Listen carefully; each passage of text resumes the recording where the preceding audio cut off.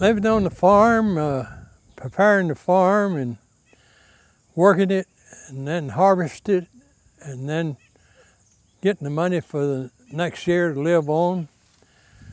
And actually, while I was on the farm, I always tried to have something to do on the farm during working on the farm. While I prepared it, sowed it, and then kept it up, and then I reaped it and got the money to live on for the whole year. And on the farm, you don't have much to do other than working on the farm, and that's about all I did.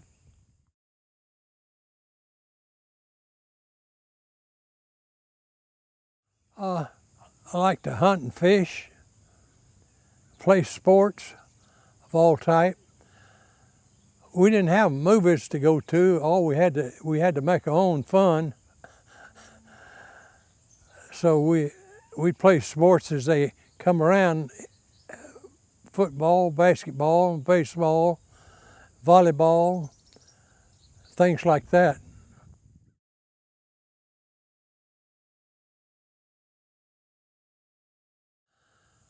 Well, about the only thing I remember is going to school and trying to graduate and study and work on the farm too. I'd go to school 2 days a week during the work period and work on the farm the rest of the time. My parents got old, and I was the only one that worked on the farm and the only one to make a living for the entire family. So it was up to me to do it. So I'd go to school 2 days a week, work on the farm the rest of the time. And we'd make a living, and that's about all we'd do.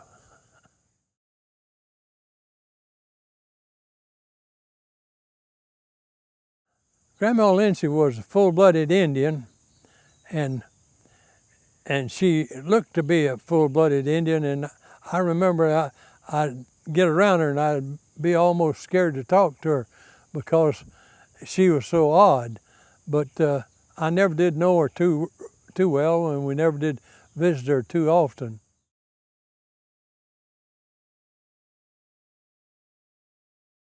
My mother was a very good person. She took good care of her children. She did a good housework, and she also worked on the farm too. Whenever she'd put some of the kids in the shade in a basket, and then she'd get out and work.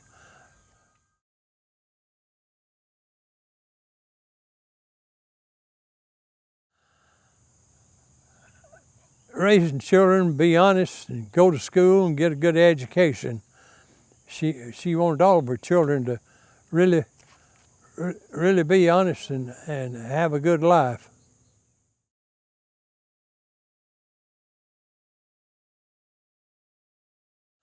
My dad was the most honest person I ever knew in my life.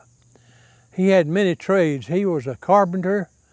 He was a local veterinarian, and he farmed, and he just a hard worker, and he tried to make a good, honest living for everybody, and he had 10 children, and he had to work hard to keep his children.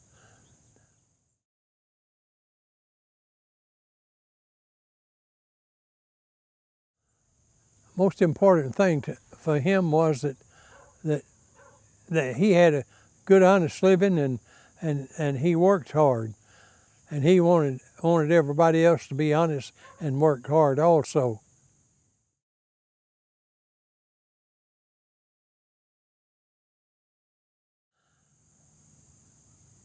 Be honest, get a good education, and try to have a good life, but most of all, accept the Lord as your Savior, and to attend church, and be a good Christian.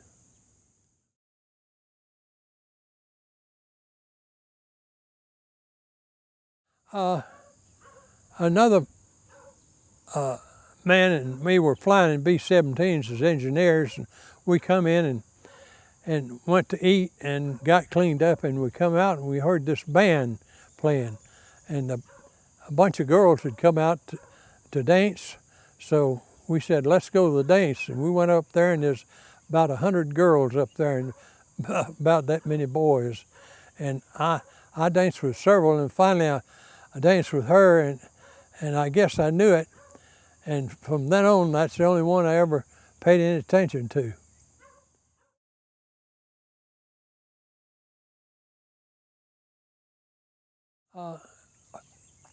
Well, I was farming, and then the war got started, talking about getting started. So they were drafting people in the Army. So I chose the Air Force, and I went in the Air Force, and I went to school and learned to be an engineer, and I was flying and drawing pay and half pay, and I thought that was real good back then, which it was.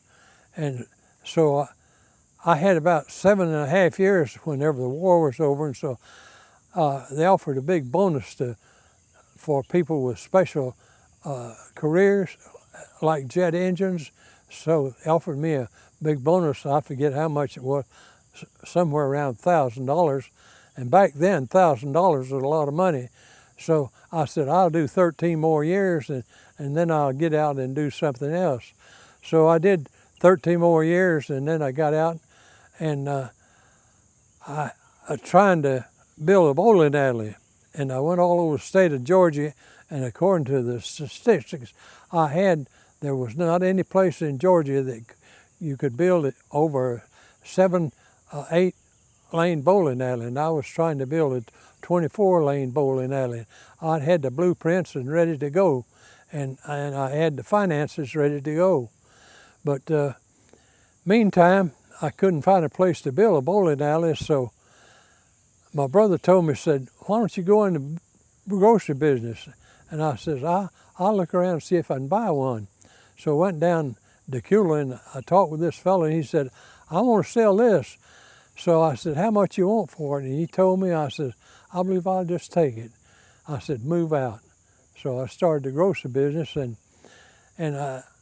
I did pretty good the first couple of years, but then I got where I did real good, and I started hiring people, and I had 5 people working for me. And my wife, she did a lot of work too. She did all the bookkeeping and also worked there. My wife was a real good worker, and like I say, she's smart. She really did good book work. So I did fairly good in the grocery business. I educated, got all my kids educated, and I thought that was a great thing to do, educate your kids. That was one of the things my wife and me agreed on, that we should educate all our kids, and we did, and we're really proud of that.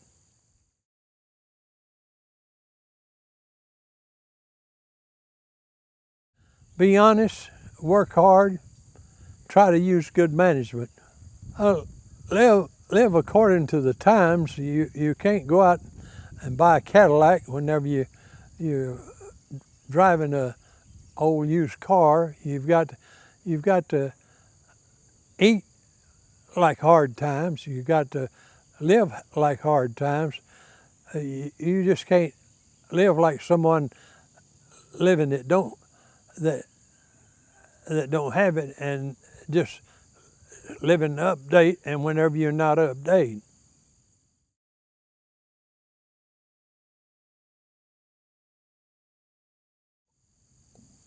Well, I learned in my life early that you got to be honest, you got to work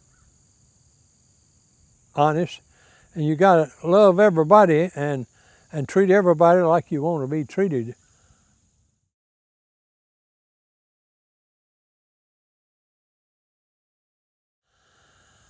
Well,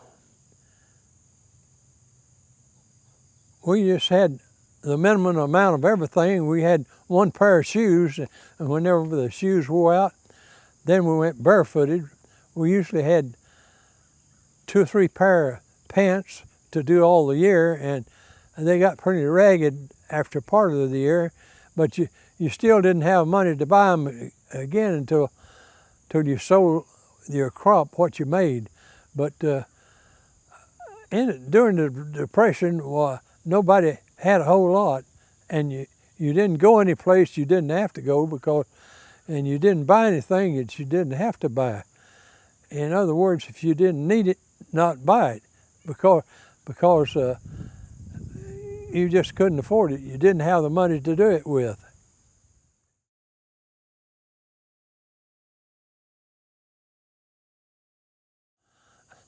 I thought I was the happiest grandfather in the world. I was looking to have girls and boys, and finally had 2 boys, and then I had a stepdaughter and then a daughter. But all my grandchildren did well in life, and I'm real proud of them. All of them had a good education, they have good jobs, and I'm real proud for them, and they have good families, and I hope they do well in life.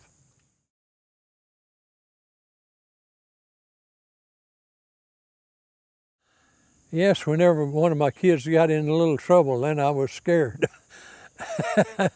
I was real scared whenever they got in big trouble.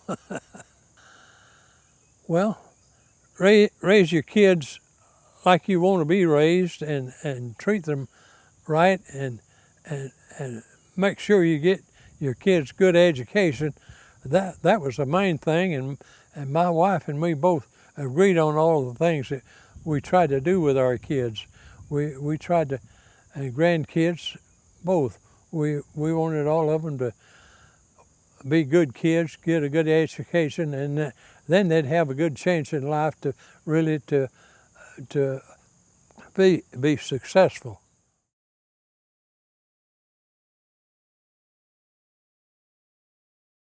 Yeah, she was away from home whenever I was born. She was the oldest, and I was the youngest, and I never knew her too well, but she and her husband had a grocery business, and he died, and then before he died, they couldn't have children, so they adopted twins, and then after they adopted twins, then they had a child and a little girl, and of course the twins grew up, left home, and the daughter did too, and she married, and she had a family, and she recently passed away.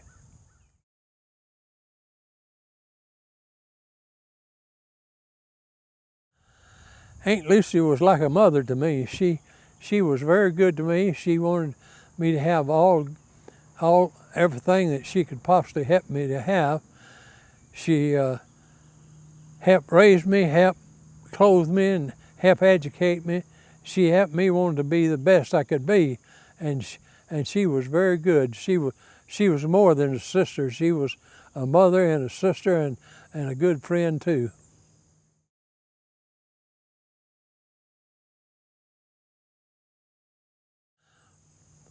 Blondine was away from home before I got big enough to know very much, and she went to California, and she married, and she had one boy, and he's still living, Jack, and she passed away, and Jack is getting feeble too.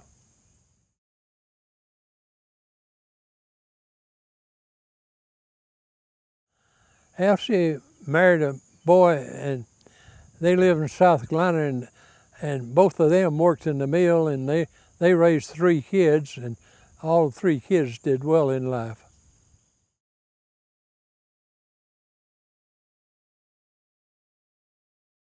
She married a farmer, and he later became a preacher, and they had I believe 3 children, and they all did well, and Marty and Marcus did a real good life, and they let Mom and Daddy move in with them whenever they got old, and they stayed with them until my dad died, and then my mother moved over with Lucy, but they kept Mom and Dad with them for a long time.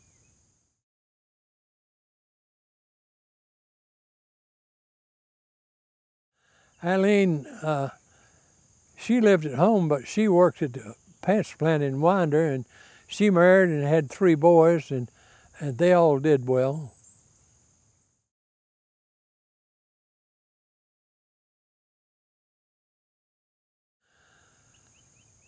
Thelma was smart. She went the whole year without missing a word in spelling school, and I believe she graduated number 2 in her high school class. And she got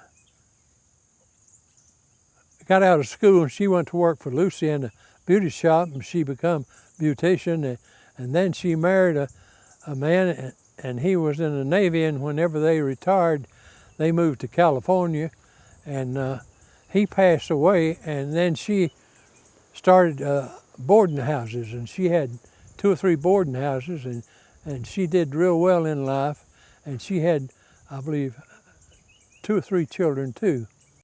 Thelma's husband, he was in Pearl Harbor, and he got blew up, and he was missing for about 3 months, and finally I picked up the newspaper one day, and there he was. They'd probably rescued him, but then he died after they were married a long time.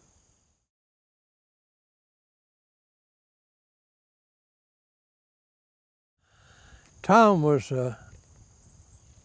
he didn't have much education. I think he finished the 3rd grade, but he was a good worker and a good manager, and he became a millionaire and owned much land and had much money whenever he died.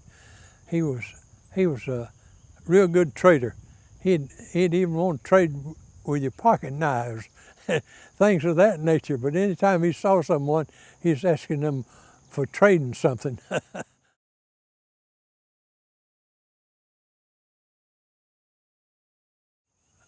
Carl, he was my oldest brother. He went to South Carolina and started working in the mill, and then he started working in the loan business, and he got money from my sister to open up a loan business, and then he became very, very good in his loan business. He had 3 loan companies, and he did real well in the loan business. I never did get in trouble. I was afraid to. I was afraid my parents would whip my rear end. We tried to always do good. We liked to hunt and fish and do things that you do on the farm, and mostly just play games that they play on the farm, like volleyball, football, and basketball, things. On the farm, you go to the local schoolyards and play those things.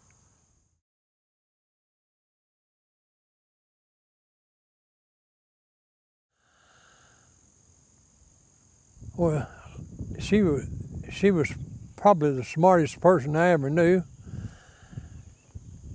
She wanted to raise a good family. She wanted to have a good home, and she wanted to work hard, and she wanted all of her children to really do well in life. And the only way you can do well in life is get a good education and be honest and try to do things right.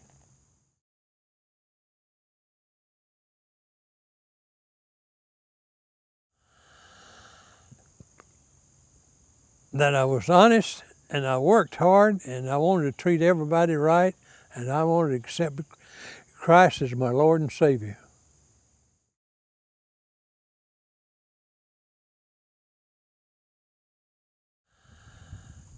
Married Margie,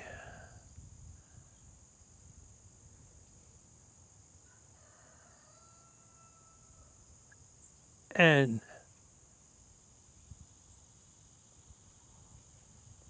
trying to find work for myself to be my own boss, so I could my life would be unlimited what I could make.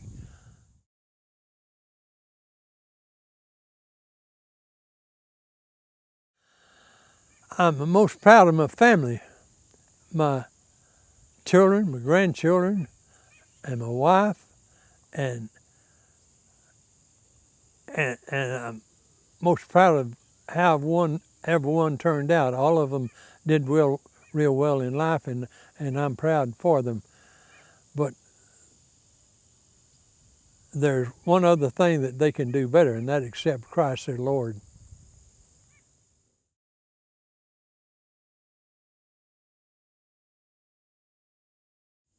I guess whenever I went in the Air Force, it was good, and whenever I come out, buying a grocery store was good, and then whenever I started farming is buying property.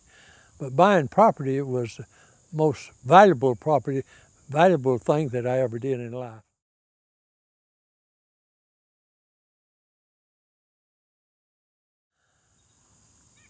Be honest, put other people before yourself,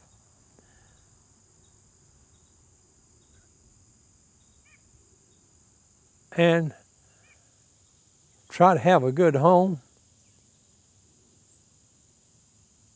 and have a good life.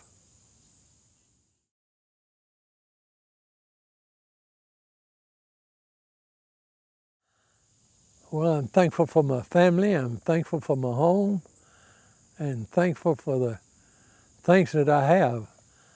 I'm really thankful that I have enough to retire on.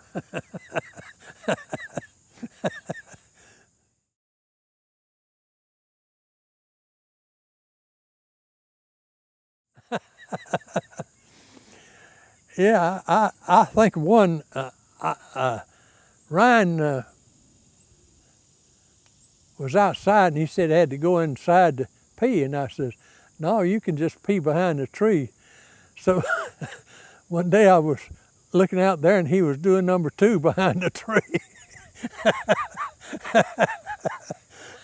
Yeah, Trey and Ryan used to swim in the creek and the fish pond down there. One time Ryan come up from the fish pond, he looked like a fish himself. You couldn't tell him from a fish. He was all muddy and dirty, and he fell in the pond.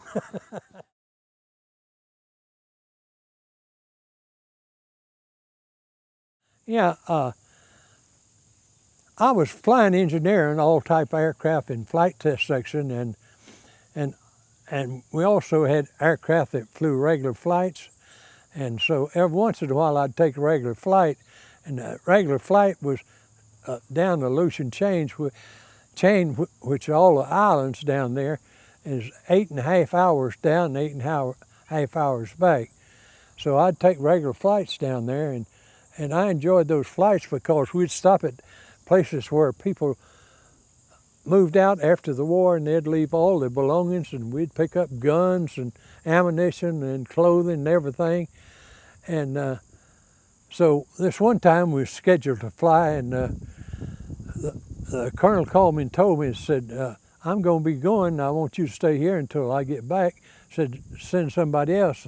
And I had my parachute on and getting in the airplane, and he told me, said, you stay here and get somebody to take your place. So I got another engineer to take my place, and the colonel and me is standing there talking. The airplane took off and got about 500 feet in the air and blew up.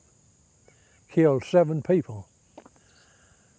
That's the closest call I ever had, but I had many close calls during the Air Force. Come in with the engine out, wheels up, or different things, but that was the closest call I ever had. I still had my parachute on and talking with the colonel whenever the airplane blew up. Biggest part they recovered is about the size of your finger. It was a piece of metal. Couldn't find anything.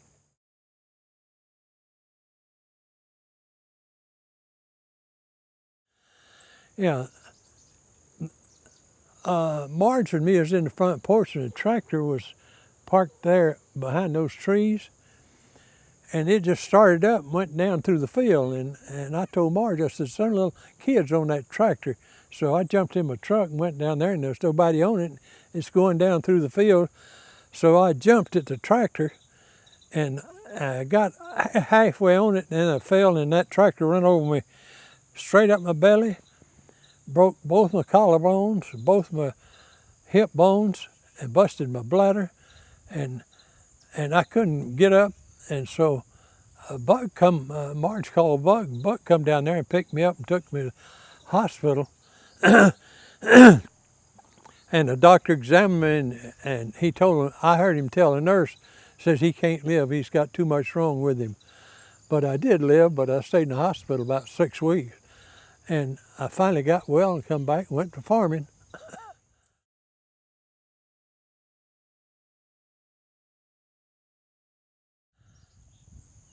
Well, we got married in the church there on the base, and her mother and dad was the best couple. That's the only couple we had there.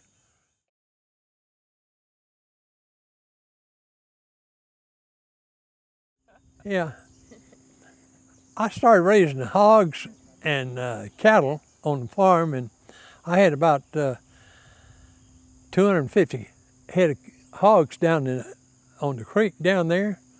And one time I went down there, and the sow was going around and round and round, and she had pigs, and I couldn't find them. And after a while, I saw bubbles coming out of this pond, and I went in and fished out 12 pigs, and they were all muddy and everything. I put them in a bag and brought them up here and put them in the sink and washed them. And my wife come in there and said, "You washing pigs in my sink?" I said, "Yep, they're dirty, I gotta wash them." So I took them back and put them with the mama and raised those 12 pigs.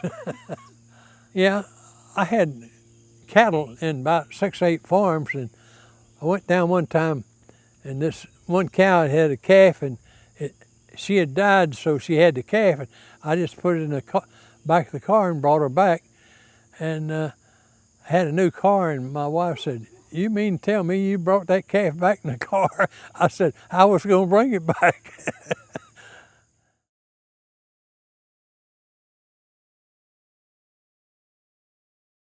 Yeah, well, we didn't have a bathtub,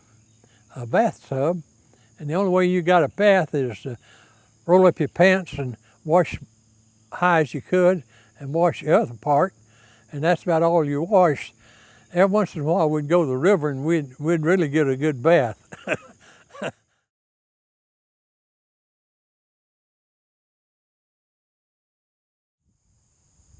Try to live as much as we could on the base, but we couldn't live it all on the base all the time. We had to live in town and live with the Arabs.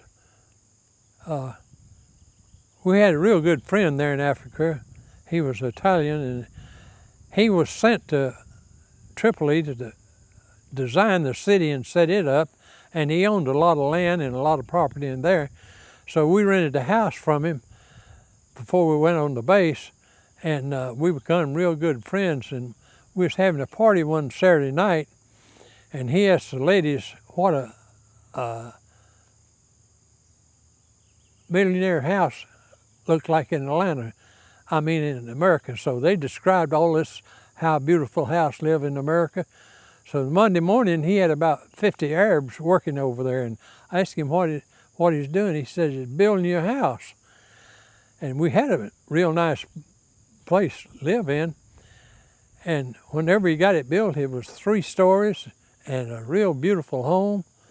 And he said, "Move in." I said, "Casadilla, we don't have enough money to rent that." And he said, "You don't worry about the money, just pay what you've been paying." So we lived in that mansion and paid him the same as we did in that regular house. Oh, it was built way high and big, and had big outdoors and big yards and everything, just like a regular mansion, and it was. But Casadilla become a real good friend of ours, and whenever we come to America, I told my wife, I said, "He's probably wanting us to carry a lot of his money to America so he could go back to Italy. And we left, and he never did ask us to do anything, but he was real wealthy. I don't know how many homes and how much land he owned there, but he was really rich. But we become good friends, and we ate each other's house and shared friendship with them all the time we were over there.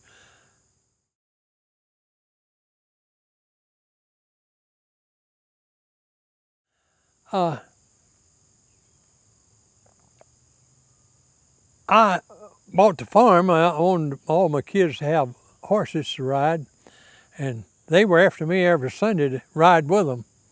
So we were riding down the road, and we always went a certain circle, and we was going down the road, and we didn't want to go that certain circle, but the horse turned a certain circle, so I just fell off the horse and broke my collarbone. And I never did have it set. It just grew crooked. It's still crooked. But kids wanted a horse, and Diane, she wanted me to ride with her every Sunday after church, and I didn't ever really enjoy riding a horse, because you got to learn to ride a horse when you're young if you want to enjoy it.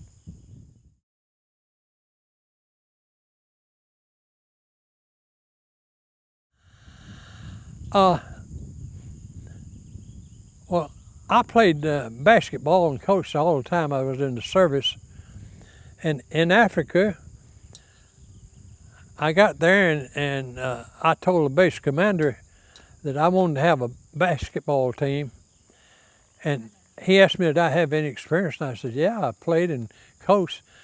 So I started a basketball team, and I was looking for teams to play, and there was a weather group out there that had a basketball team, undefeated in 3 years, and we didn't have uniforms, so we scheduled a game with them one Sunday, and we had a big crowd, and we had patched up uniforms, and we played close all the game, and finally we won it. And this major that coached the other team, he said, well, you played a good game. Said, when can we play another game? I said, right now.